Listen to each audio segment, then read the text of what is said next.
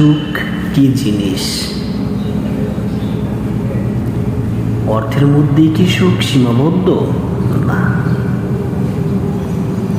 ভালো খাবার খাওয়া,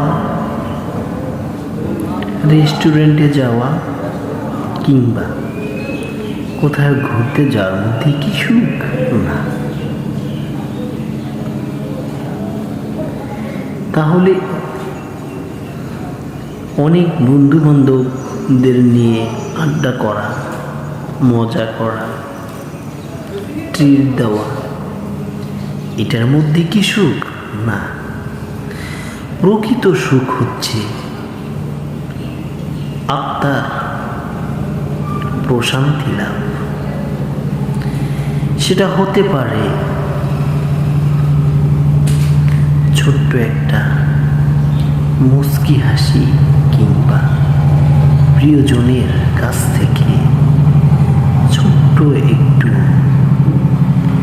ভালোবাসা পাওয়া, উৎসাহ পাওয়া, একটু বিনোদন পাওয়া, অথবা তাদের একটু সাপোর্ট পাওয়া।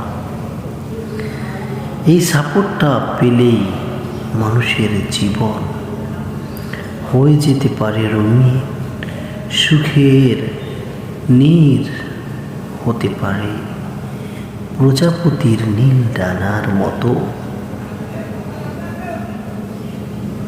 সেটাই হচ্ছে সুখের ঠিকানা, যার মাধ্যমে আত্মা, হৃদয়, মন, দেহের প্রশান্তি লাভ করতে পারে। সেটাই হচ্ছে প্রকৃতির সুখ। প্রকৃত সুখী হচ্ছে সেটা।